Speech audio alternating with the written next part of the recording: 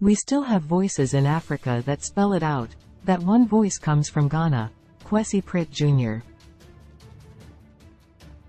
does not mince words. His politics is eloquent. He understands African politics. Without fear or favor, when Kwesi speaks, his voice gives all well-meaning Africans some hope. There are Africans in the continent who will put some sense into our lunatic politics in the sub-Sahara continent. Kwesi Pritt Jr. wonders who inflicted Africa with the molds of Ruto leadership. We missed the irony. Ruto sends Kenyan police to Haiti to retain law and order at the behest of USA government, Joe Biden. Prior to which President Ruto had gone to America to meet Biden. He sold out Kenya and the rest of sub-Sahara Africa in passing. The news media informed us that Kenya is now a designated non-NATO member of USA. Is that not pure neocolonialism? Clear Western puppet. A new African colony of United States of America has mushroomed, said Pritt. The good question is, was there a referendum in Kenya regarding this geopolitical new dispensation between USA and Kenya? Was the African Union and the regional countries in East Africa consulted about this alliance? Did Ruto use his presidential decree to sign actions that can affect Eastern region and continental security settings? Kwesi Pritt does not stop asking pertinent questions. Ruto sends Kenyan police to Haiti, but his house is burning. He desperately needs the very police forces he sent to Haiti to put law and order right across Kenya. There are demonstrations in most cities across Kenya. The parliament in Nairobi has been burnt down. The Kenyan police are badly needed in Kenya than any other time in the history of Kenya. How did the irony escape us? Pritt asks genuinely. The protests in Kenya started when the finance bill was being debated in Parliament. The proposed tax hikes caused deep unhappiness from the citizens. According to Crispin Mawakadeu, Ruto was accused of lying to the voters that he was going to implement bottom-up economic model, bring down the cost of living, eradicate hunger in the lives of Kenyans and create jobs. By so doing he was going to expand the tax bracket. These promises did not happen, but instead, he started increasing taxes, doing very little to improve the lives of ordinary Kenyan people.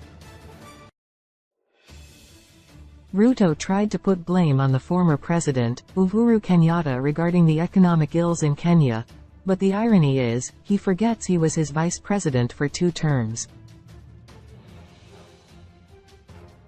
President Ruto and his tax increase to manage external debt repayment are likened to the biblical Zacchaeus, a tax collector in Roman times who used to defraud citizens by inflating figures of what they owed the Roman government back then.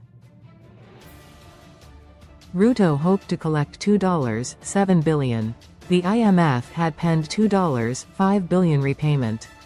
Ruto had approached the IMF initially for debt relief. Instead, IMF prescribed more austerities, how Kenya should increase tax base on essential commodities, resulting in squeezing already impoverished Kenyans to destitution.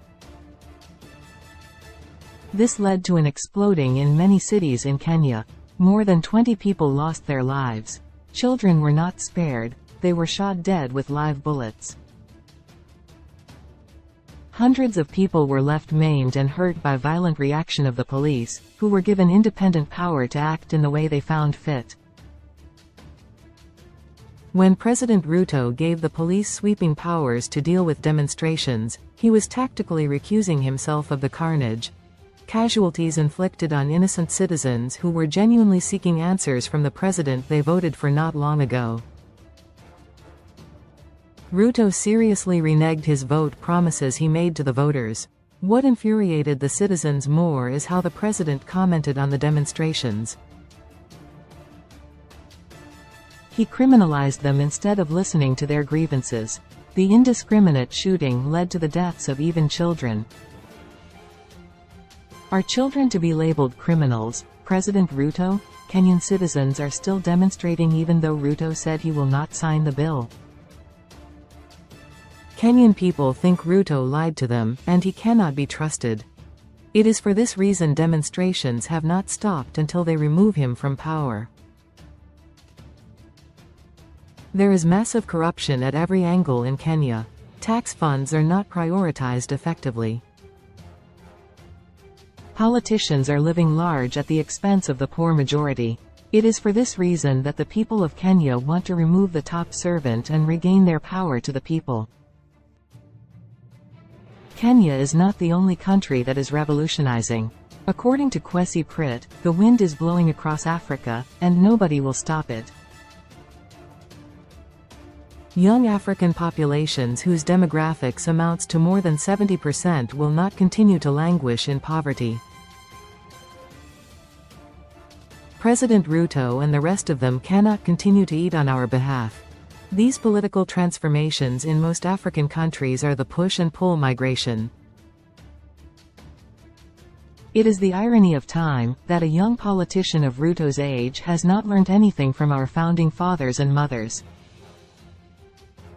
Africa has had revolutionaries of Patrice Lumumba, Kwame Nkrumah, Jomo Kenyatta, Kenneth Kaunda, Julius Nyerere, Samora Machel, to name those few, had great vision for Africa. Jomo Kenyatta must be turning in his grave when President Ruto signed a document making Kenya a colony of America. What does it mean Kenya is a non-NATO ally of America? Ruto's folk-tongued speeches confused many of us into thinking that he is of a young generation openly questioning the money-lending bodies about the unevenness of international lending methodologies. Will there be an American military base in Kenya now that Kenya is a non-NATO ally of USA? Are we going to see biochemical factories manufacturing biochemical weapons right in the middle of Africa? Prit Kwesi said African presidents stopped to think long back. They are useless. Their actions are not well thought through, they lack foresight. Does Ruto know the consequences of becoming an ally of USA? Henry Kissinger said it may be dangerous to be America's enemy, but to be America's friend is fatal. Something is brewing in the southern Sahara Africa. We are led down by politicians who have no ideas about how to govern nations effectively for the benefits of the majority. What is happening in Kenya can happen to any country in Africa.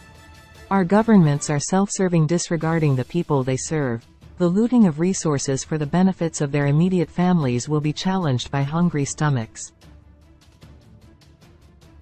In Kenya, it was the finance bill that set the fire.